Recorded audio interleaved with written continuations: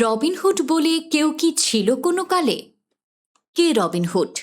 নিখুঁত ধুরন্ধর এক তীরন্দাজ, দস্যু বটে, তবে তার দস্যুতা নিজের জন্য নয়, দরিদ্রজনের সখারূপে লোককথায় তুমুলভাবে বিরাজমান রবিনহুড ও তার বন্ধুরা।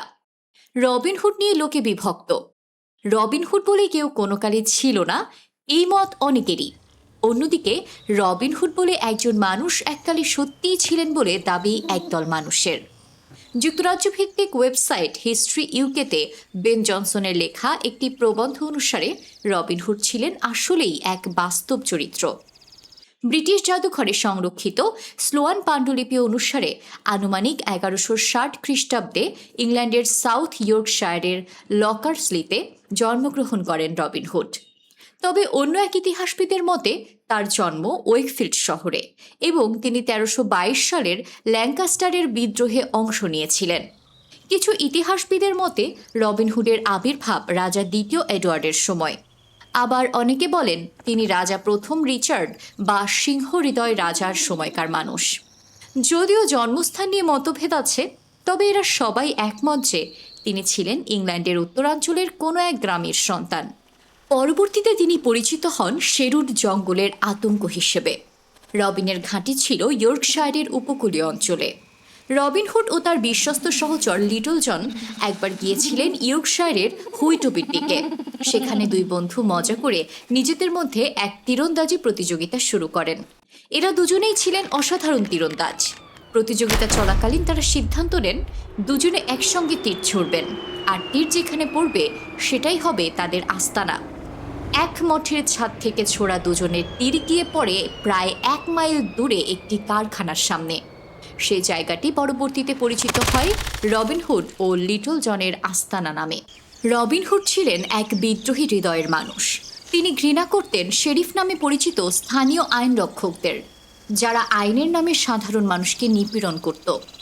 রবিন এদের সম্পদ লুট করে এনে দান করে দিতেন দরিদ্র শ্রমজীবী মানুষের মাঝে।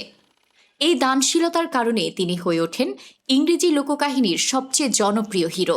প্রচলিত একটি গল্পে বলা হয়েছে, ক্রুসেড শেষে ইংল্যান্ড ফিরে রবিন দেখতে পান শেরিফরা তার আস্তানা দখল করে নিয়েছে। তখন থেকেই শুরু হয় তার বিদ্রোহী জীবনের যাত্রা। শেষ জীবনে বার্ধক্যজনিত অসুস্থতায় রবিন পাড়ি জমান হাডার্সফিল্ড অঞ্চলের কার্কলেস শহরে তার এক আত্মীয়ার কাছে। সেখানে সংঘটিত হয় ইতিহাসের এক করুণ অধ্যায়। আশ্রয়দানকারী আত্মীয়া একদিন ধারালো অস্ত্র দিয়ে অসুস্থ রবিনের শরীর থেকে রক্ত বের করে দিতে থাকেন। জনৈক রজার ডি ডাঙ্কাস্টারের ষড়যন্ত্রে এই ঘৃণ্য অপরাধটি করেন এই আত্মীয়া। নির্জীব হয়ে যাবার আগ মুহূর্তে বাঁশি বাজিয়ে লিটল জনকে ডাকেন রবিন, কিন্তু ততক্ষণে অনেক দেরি হয়ে গেছে। লিটল জন তাকে জানালার কাছে নিয়ে যান। রবিন তার প্রিয় ধনুক দিয়ে একটি তীর ছোড়েন এবং অনুরোধ করেন তীর যেখানে পড়ে সেখানেই যেন তাকে সমাধিস্থ করা হয়। এত শতাব্দী কেটে যাবার পর আজও সেই জায়গায় একটি উঁচু ঢিবি দেখা যায়। লিটল জনের কবরের সন্ধানও পাওয়া গিয়েছে ডার্বিশায়ারের হিদারসেজ গির্জা প্রাঙ্গণে। রবিনহুড নামের কেউ একজনের হদিস পাওয়া গেলেও তার প্রেমিকা ম্যারিয়নের কোনো ঐতিহাসিক প্রমাণ পাওয়া যায়নি। ধরে নেওয়া হয় ম্যারিয়ন একটি কাল্পনিক চরিত্র, যা রোম্যান্টিক গল্পকারদের সৃজন। বেন জনসনের মতে ইতিহাসে একজন সত্যিকারের রবিনহুড ছিলেন, তবে তিনি ঠিক সিনেমায় দেখা চড়া রঙের চরিত্রটির মতো ছিলেন না। রবিনহুডের গল্প আজও ছড়িয়ে আছে কবিতায়, গানে, উপন্যাসে, সিনেমায়। তিনি ইতিহাসের সেই বিরল দস্যু যিনি দস্যুতা করে হয়েছেন হিরো। রবিনহুড বেঁচে আছেন এক রোম্যান্টিক ন্যায়বোধের প্রতীক হয়ে লোককাহিনীর পাতায় পাতায় আর মানুষের কল্পনায়।